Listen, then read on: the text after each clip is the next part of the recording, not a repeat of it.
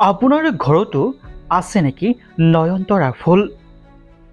তেন্তে সাৱধান, জীৱনত আপুনি এনে ভুল কেতিয়াও নকৰিব, নহ'লে গোটেই জীৱন লাগিব পস্তাব।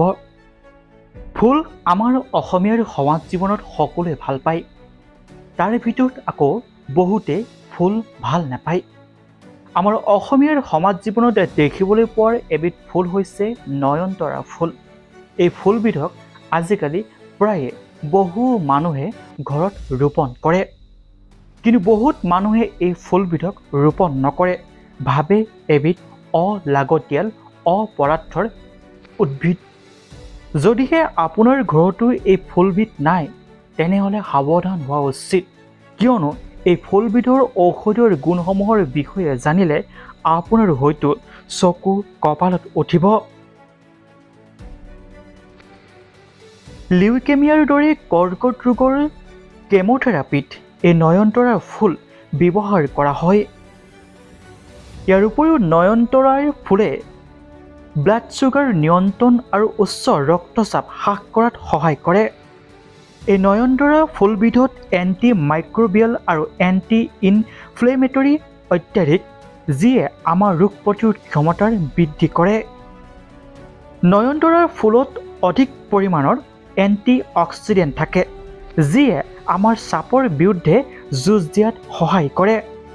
চেপ্টিক হ'লে অৰ্থাৎ চেপ্টিক হোৱাৰ ঘাট আপুনি এই গছৰ শিপাৰ পেষ্ট প্ৰয়োগ কৰিলে অতি সোনকালেই নিৰাময় পাব।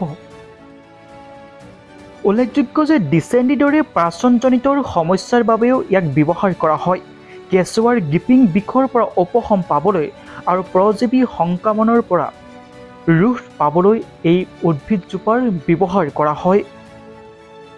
সঁচাকৈ বহু লোকে অসাধাৰণ বুলি ভবা এই ফুলজোপাৰো যে আছে ইমানখিনি উপকাৰী গুণ, আপুনি হয়তো জানি আচৰিত হৈছে। এই নয়নতৰাৰ ফুলে এতিয়া বৈজ্ঞানিক তথা চিকিৎসাৰ বিজ্ঞানত কেঞ্চাৰৰ কেমোথেৰাপি দিয়াত ব্যৱহাৰ কৰা হয়। গতিকে সাৱধান হওক, যিসকল লোকে এই উদ্ভিদজোপা অলাগতিয়াল বুলি ভাবি ঘৰত ৰোপণ কৰা নাই, আজিয়ে ৰোপণ কৰি লওক, নহ'লে আপোনাৰ বিভিন্ন ধৰণৰ বেমাৰ আজাৰ হ'লে এই উদ্ভিদজোপাৰ পৰা যিখিনি উপকাৰী গুণ আছে, সেই উপকাৰী গুণখিনিৰ পৰা আপুনি বঞ্চিত হ'ব। এনে বঞ্চিত হোৱাৰ পাছত আপোনাৰ মৃত্যু পৰ্যন্ত হ'ব পাৰে। বহু চিকিৎসা বিজ্ঞানী তথা ব্যক্তিসকলে ক'ব বিচাৰে যে এই উদ্ভিদজোপাৰ এতিয়া মানুহৰ জীৱনৰ অতি অলাগতিয়াল সম্পদ, কিয়নো এই উদ্ভিদজোপাই কেঞ্চাৰৰ দৰে মহামাৰী ৰোগ নিয়ন্ত্ৰণ কৰাত যথেষ্ট গুৰুত্বপূৰ্ণ ভূমিকা পালন কৰে। এই ভিডিঅ'টো সকলোলৈকে শ্বেয়াৰ কৰি দিয়ক, যাতে সকলোৱে গম পায় যে এই উদ্ভিদজোপাৰ প্ৰকৃত উপকাৰী গুণসমূহৰ বিষয়ে।